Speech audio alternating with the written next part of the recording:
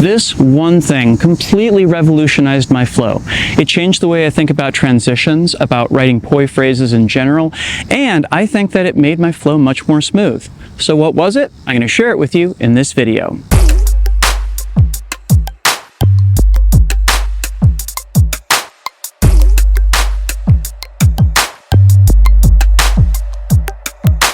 Drex here from DrexFactor Poi, sharing with you the love of poi spinning and flow arts to benefit your body and brain. And in this video, I am going to let you in on a tip-top secret that is going to revolutionize the way that you spin. At least it did for me. But before we dive in, I just want to give a quick shout out to the friends of the channel. Big thanks to Dark Monk, Fire Mecca, Flow Fests, Flow Toys, Paraterra Light Toys, and Ultra Poi for helping to make the videos on this channel possible. You can learn more about all these awesome companies and the work they're doing to support flow artists like yourself by checking out the links down in the description of this video. And special thanks to the non-business friend of the channel, Pekka Pekkonen. Thank you so very much for supporting my channel, my work, and my mission. So I'm going to start this off by explaining what I think of as the Lego theory of poi transitions. And more than likely, you have used this without even knowing it. Basically, it breaks down as such. So when we get into poi, there are a whole host of movements out there that we can do with the poi, but we want to kind of narrow our focus a bit. So we look at patterns of movements that are easily repeatable and have a really distinctive appearance, and we just kind of arbitrarily put a bracket around them and refer to them as tricks. There's nothing intrinsically that makes that series of movements into, say, a butterfly or a weave, but because it's something easy for us to wrap our heads around, that's the label that we apply to it. When we first start off learning poi tricks, we learn this trick, that trick, this trick, that trick. Maybe it's reels, butterflies, weaves, windmills, and a whole host of others. And because we learn all of these poi moves in this kind of arbitrarily bracketed fashion, we also get to thinking of them as individual islands. They're just kind of isolated from each other in space, rather than movements that say repeat here or repeat here or repeat here, rather than continuing on to another move. And this means that transitioning between them winds up becoming a lot more difficult than it needs to be. So basically, when we're first learning poi, it's like we're acquiring individual Lego blocks and we're looking for a way to put them together.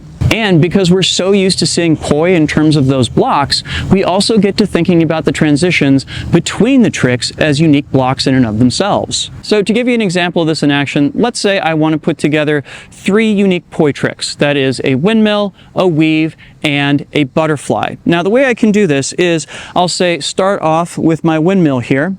And when I want to switch into my waist strap, that's going to involve me taking the poi down to the side and specifically looking for a moment coming out of the windmill when I can get my left hand under my right in that weave. From here, I will perform a pendulum with my right hand under my left, and that switches the direction of my right hand poi to get into a butterfly.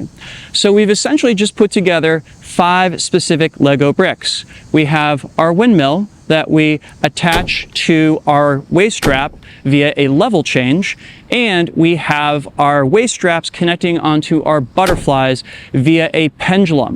So we've got a total of 5 blocks there that are all stacked together. And it does need to be said, this approach absolutely works. It worked for me when I was first starting out, and it's worked for countless other poi spinners all over the world.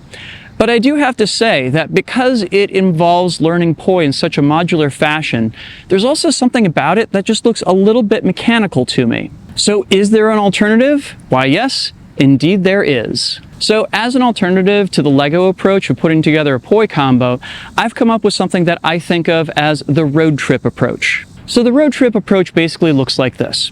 Rather than thinking about individual tricks or transitions as being specific Lego blocks that I'm trying to put together in the right order, instead I'm thinking about the entire combo as something like a road trip. Namely, I have a start and I have a destination that I'm intending to get to. And along the way, rather than stacking together tricks and transitions in the proper order, I'm instead thinking of them as just being points that I pass through on my way to my final destination. And sometimes I notice different things along the road. Perhaps one trick this particular time, another trick another time. It all depends. But the long and short of it is to think of the combo itself as being one holistic unit rather than a series of blocks that have to be put together. So to see this in action, I am actually going to take that exact same combo that we played with earlier, going between windmills and waist straps and butterflies, and I'm going to look at it through this lens. So rather than trying to just connect the dots, I'm instead going to think that I want to start off on stage right, build up some momentum, take it around, and change that momentum to a place where I come back to rest. See, what I'm doing here is not just adding dance or body movement to it.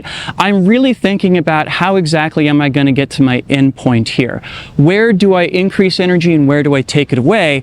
And how do I add drama and suspense to it? And it should be pointed out here that I can do this exact same idea, but with completely different tricks. Let's say instead I'm feeling doing some tuck turns, so I'm going to go ahead and start off building up some momentum and boom, take them around, and then coming into a flower on the other side.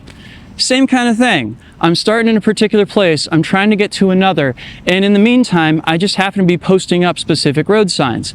Sometimes those correspond to things that we would recognize as tricks, and sometimes they don't. So how exactly do you learn the road trip approach to performing poi combos? Well, here are 3 ideas that might get you started on it. First and foremost, start by visualizing your combo, not in terms of the tricks that you intend to use, but in terms of where the energy levels go up and where they come back down. And just remember, when you're taking a road trip, that doesn't necessarily mean that the road is always perfectly straight. As you saw with the combo I just did, sometimes the road can take a hard right turn and take you in a direction you might not have originally anticipated. Think about points that you'd like to read as a climax, and recognize that you have access to tools such as volume and level changes, as well as speed changes to make that read to your audience.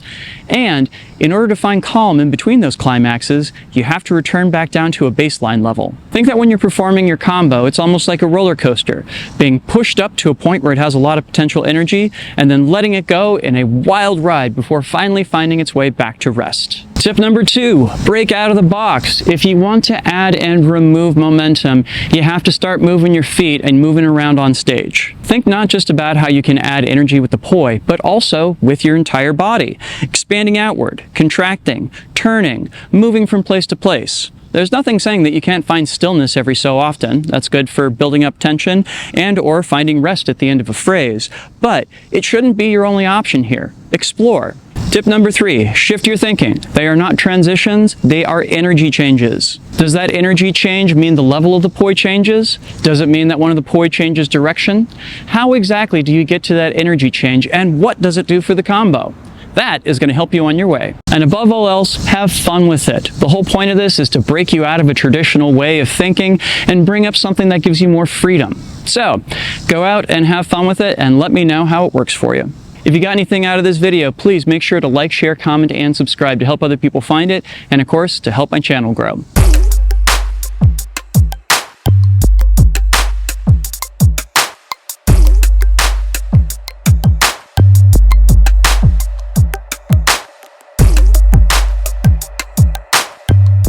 This video would not be possible without my amazing supporters on Patreon. In particular, I'd love to give a shout out to my Flow patrons who are listed on screen right now. Thank you, you all rock.